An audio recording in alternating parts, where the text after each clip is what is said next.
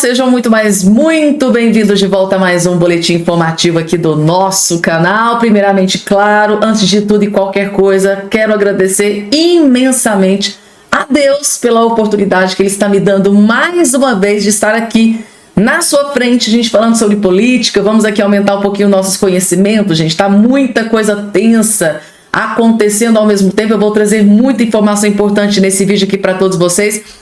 Quero agradecer a presença, de cada um de vocês que estão sempre passando por aqui, prestigiando o nosso canal. Quero desejar não só um dia maravilhoso, mas que essa semana, seja uma semana repleta de muitas bênçãos, muitas conquistas na vida de cada um de vocês que estão do outro lado me assistindo aqui nesse momento. Gente, é o que eu desejo mesmo, tá? Do fundo do meu coração para cada um de vocês. E se vocês me desejarem o mesmo aqui embaixo nos comentários, gente, vocês não têm noção do quanto eu vou ficar feliz, tá?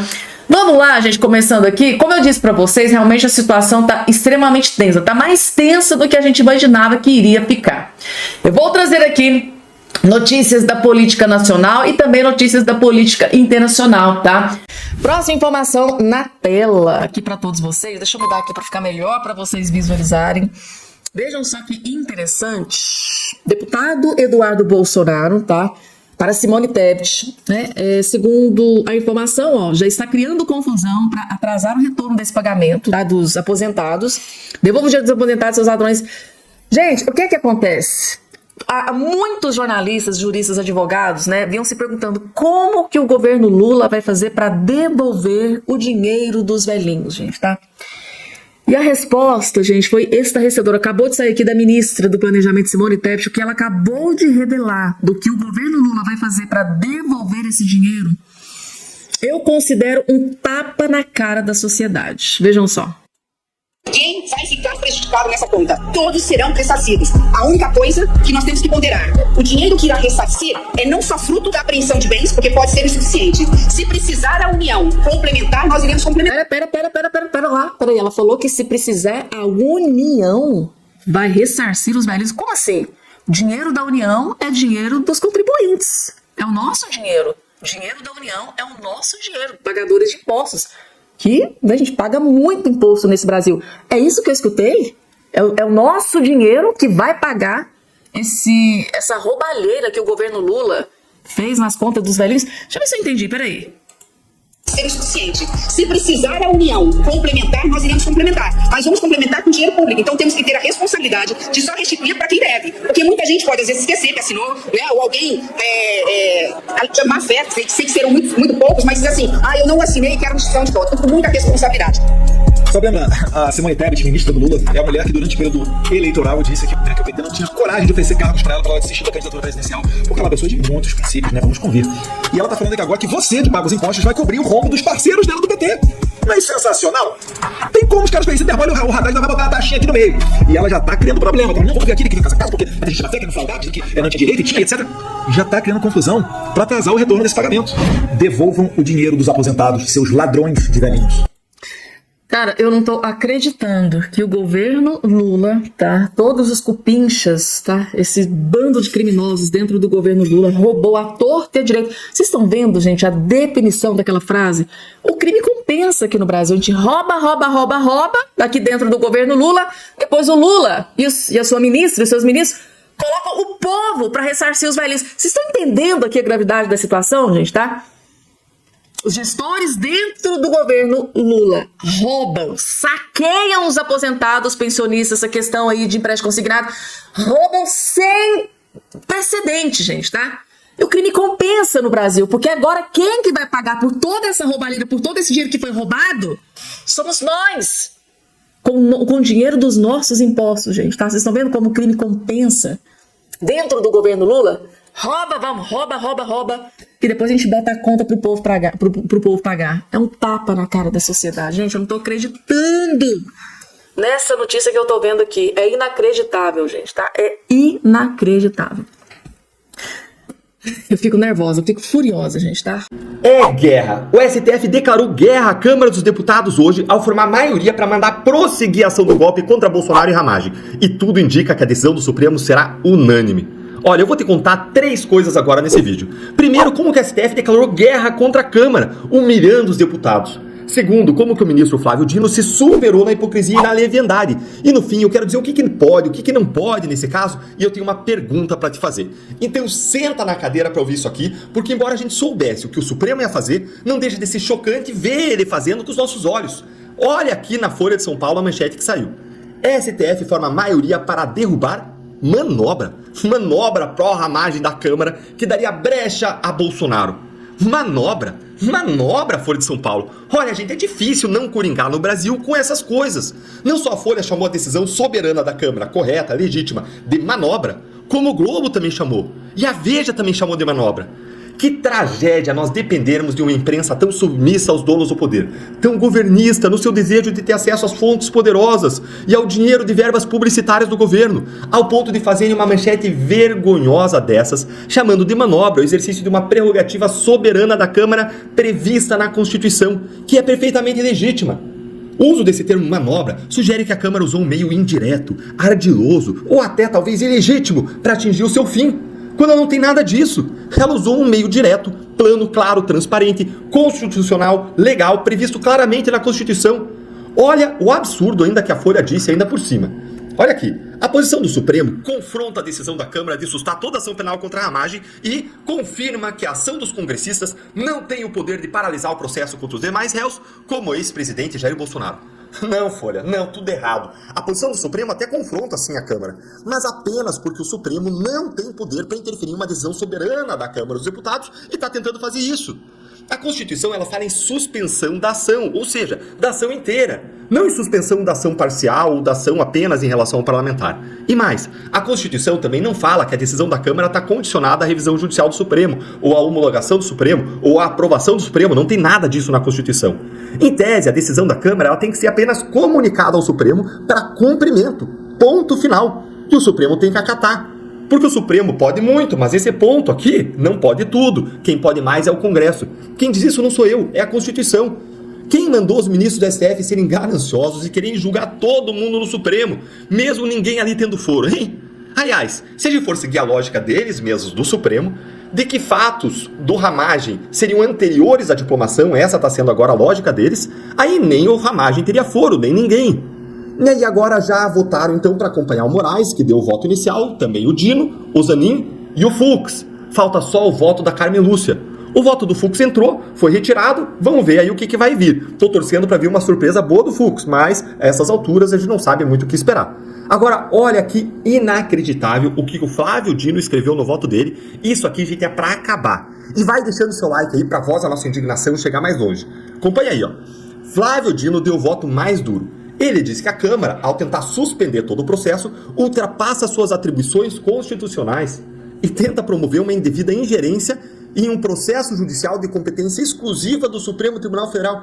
A gente sabe quando você está argumentando com alguém que fez alguma coisa errada e a pessoa vira para você e quer te acusar você de ter feito alguma coisa errada? Quando o marido fala, você me traiu para a mulher, ou a mulher fala isso para o marido e o outro vira e fala, não, você me traiu primeiro, e é mentira. É só um modo de não sair por baixo, de dizer que o outro que está errando. Gente, é isso aqui. Quem está interferindo é o Supremo, não é o Congresso. O Congresso está seguindo a Constituição. Segue aqui.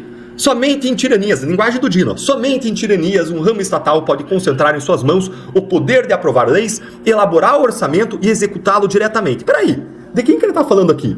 Efetuar julgamentos de índole criminal ou paralisá-los arbitrariamente. Tudo isso supostamente sem nenhum tipo de controle jurídico, afirma Dino. Isso aqui é para acabar.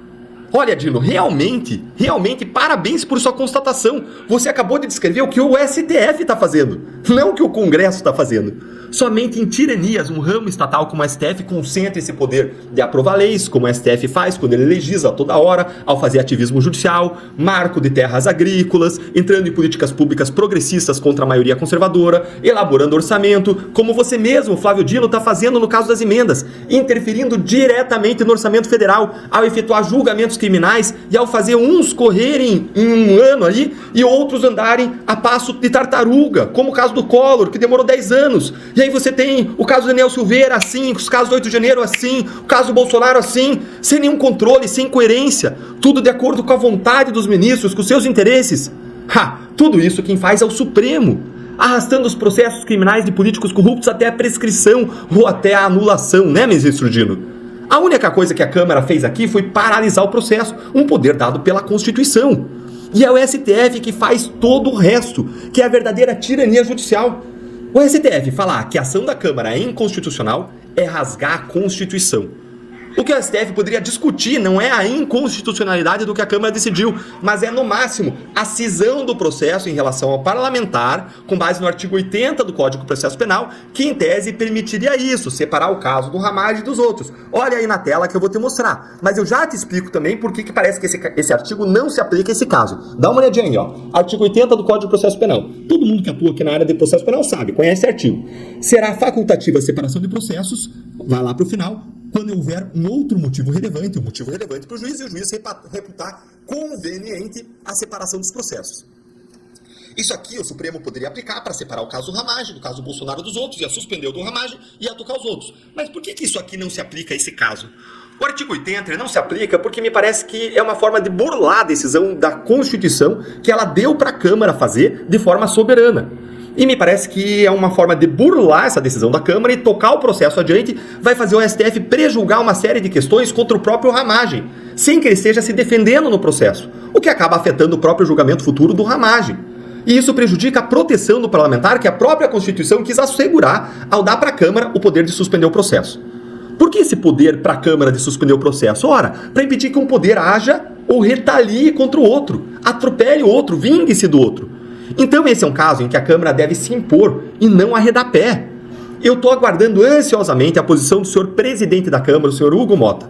Hugo Mota, você vai ser capacho do Supremo? Vai colocar o rabinho no meio das pernas?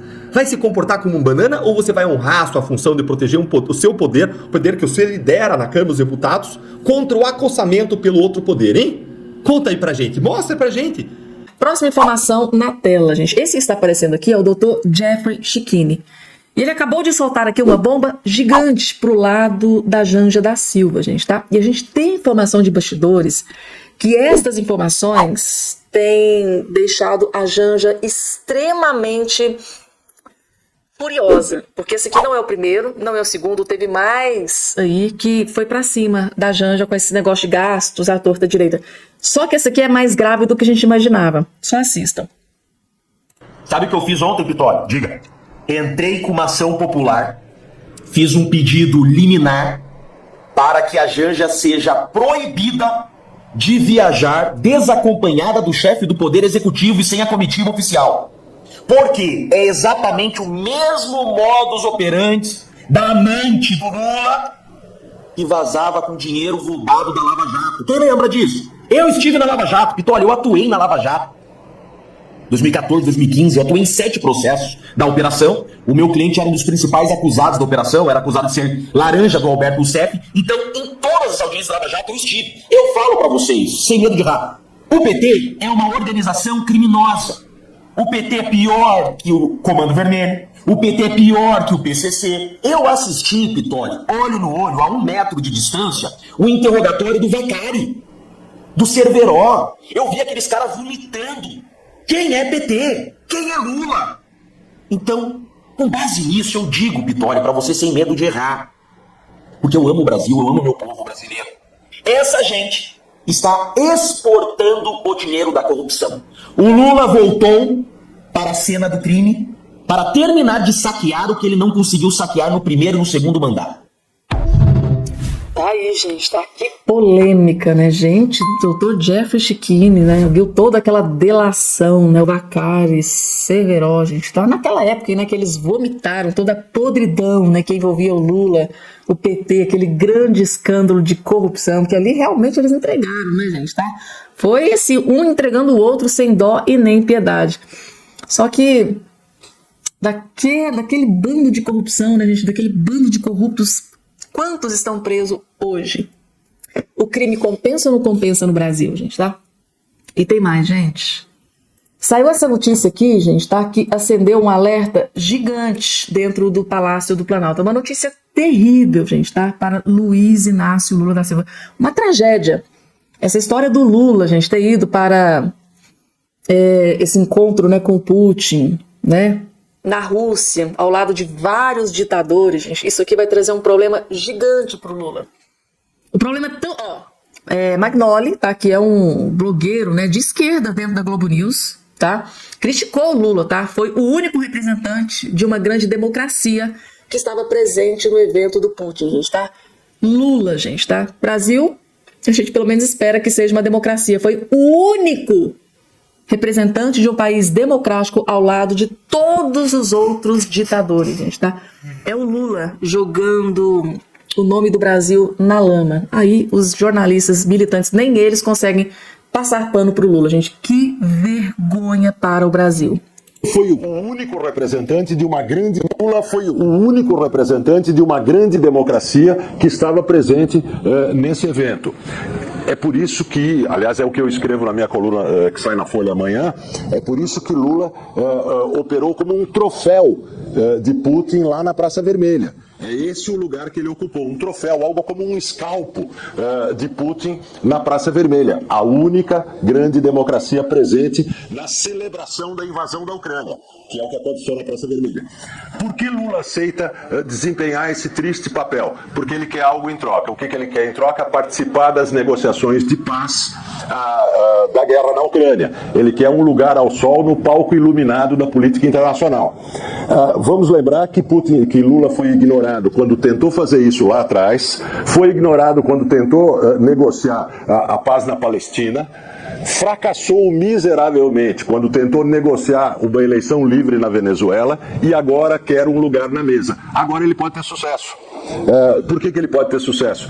Porque Donald Trump tem uma proposta de paz que equivale a uma capitulação da Ucrânia. E basicamente Lula, pelo que disse nos últimos anos, concorda com a proposta de Donald Trump. Então a chance de Lula de participar como negociador é pegar carona no comboio de Donald Trump. Que é uma vergonha, né, gente? A única forma do Lula aparecer pegando carona no que o Trump tá fazendo, gente. É muito humilhante. E assim, gente, é triste pro Brasil, né? Essa é a hora que a gente sente vergonha em ser brasileiro. Quando você vê o seu representante, claro, representante desses que votaram no Lula, né? Essa culpa eu não carrego.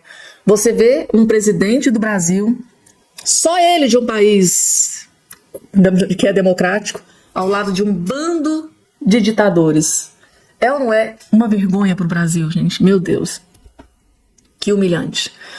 Próxima informação na tela. Gente, agora nós vamos falar de uma briga de cachorro grande que acabou de explodir em Brasília neste exato momento. É isso aqui, gente. Tá? Como vocês bem sabem, na última semana, o Congresso, a Câmara dos Deputados, né, CCJ primeiro, depois a Câmara dos Deputados, votou e aprovou a suspensão, gente, tá, do julgamento daquela ação, né, que está tramitando no STF contra o Ramagem, e ali abriu brechas para que englobasse também o Bolsonaro e os seus aliados. Pois bem, gente, tá? O STF reagiu.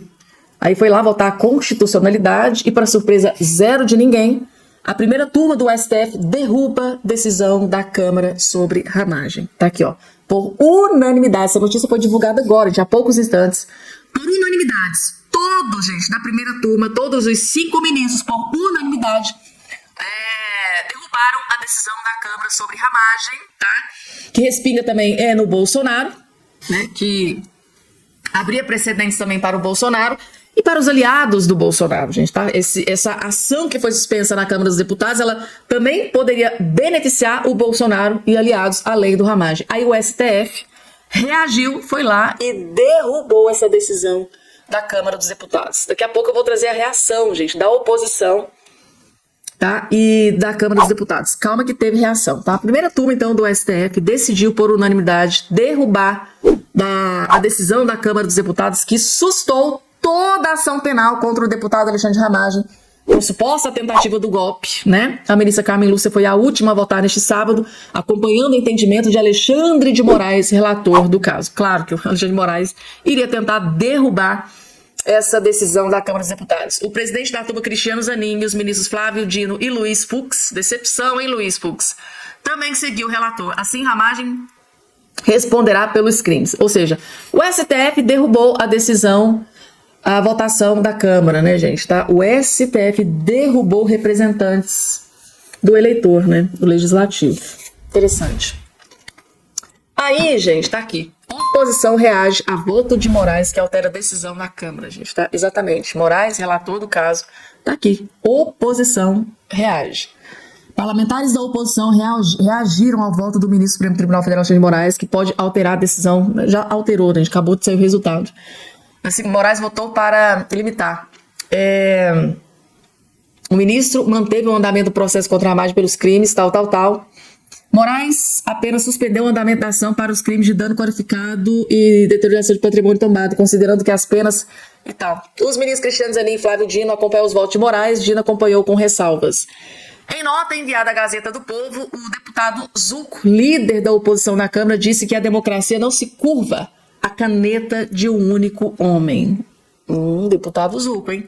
Quando um único ministro escolhe desconsiderar de forma explícita a vontade expressa da maioria do parlamento brasileiro, ele não ataca apenas um deputado, ataca a representação popular, o princípio democrático e a independência entre os poderes, diz outro texto da nota. O deputado disse ainda que o deputado disse que o parlamento não aceitará a decisão do STF. Gente, preste atenção, porque vai começar uma briga de cachorro grande. O deputado disse ainda que o parlamento não aceitará a decisão do STF e questionou: a quem serve um judiciário que se julga acima da vontade soberana do povo?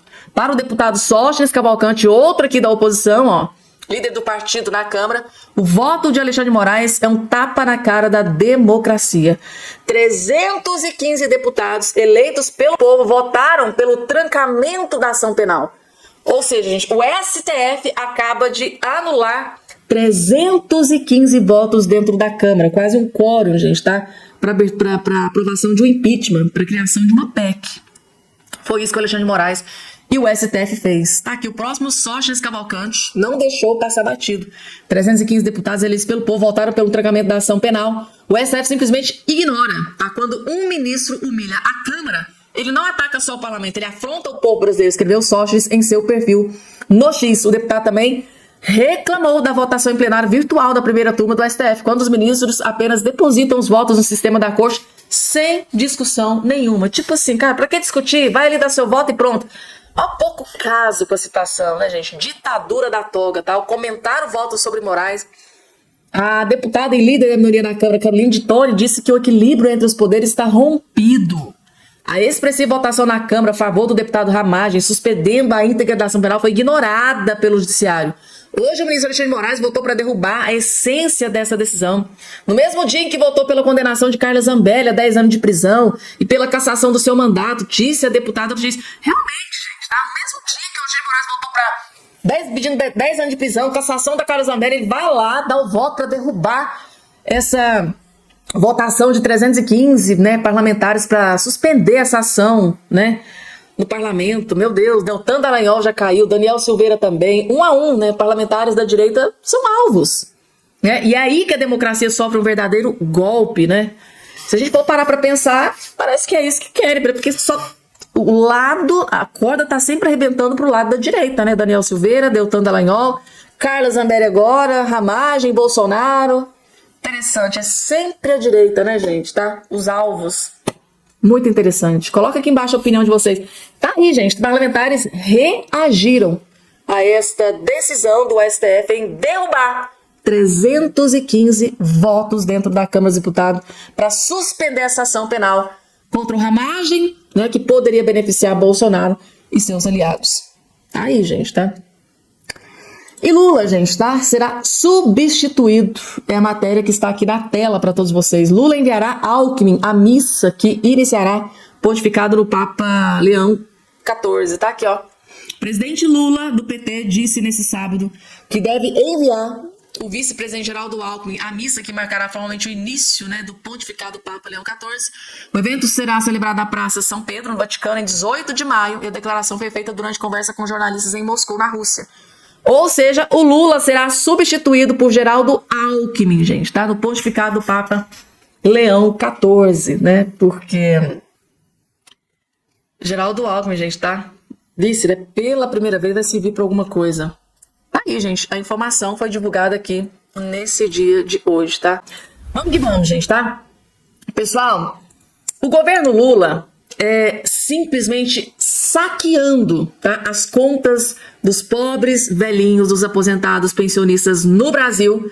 O maior escândalo de corrupção acabou de explodir dentro do governo Lula. E sabe com o que é que o Lula está preocupado? O que é que o governo Lula está preocupado? Vejam essa denúncia gravíssima feita pelo Marcel Van Hatten. Vejam com o que o governo Lula está realmente preocupado.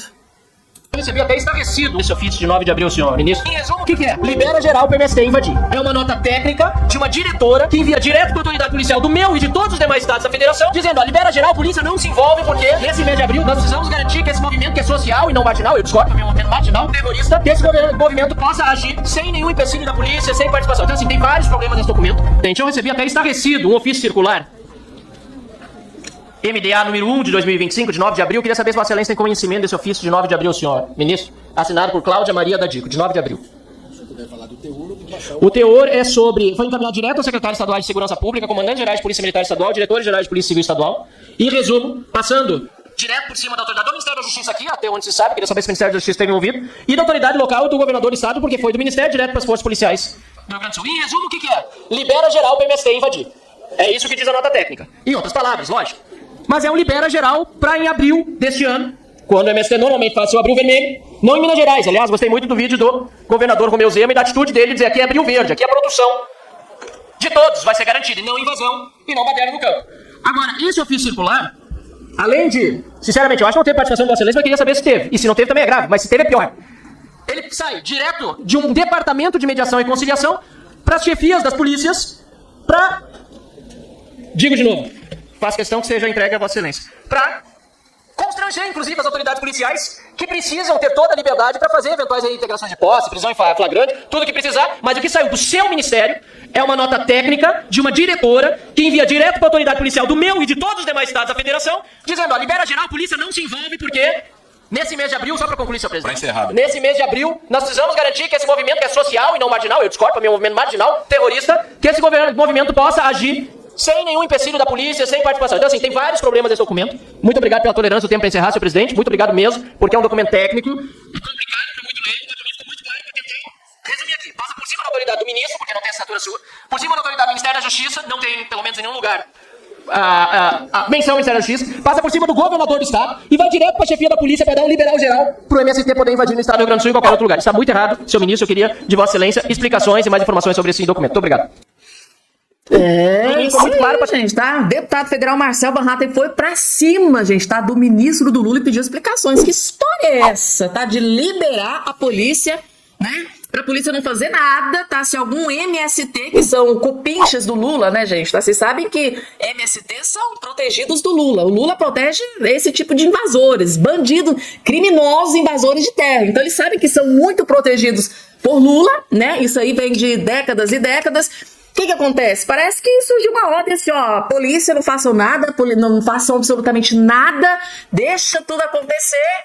E assim, gente, é uma vergonha, gente, isso. Ainda bem que temos deputados que estão ali, né, gente, tá representando cada voto de confiança e cobrando as explicações, né? Interessante, né, gente, tá? Os velhinhos do Brasil sendo saqueados, roubados na maior cara lavada dentro do governo Lula. E o governo Lula preocupado em proteger os bandidos e criminosos invasores de terra do MST, gente, definitivamente esse é o esgoto da política brasileira, gente, tá? Porque até agora nenhuma política pública efetiva para proteger as contas dos velhinhos até agora eu não vi. Mas documento, tá pedindo para que a polícia não faça nada, tá? Com os criminosos do MST. Tipo assim, deu um sinal verde, invade a torta direita porque, ó, não vai acontecer nada. Parece que é o que esse ofício está querendo dizer e o deputado está aqui cobrando explicações, gente, tá?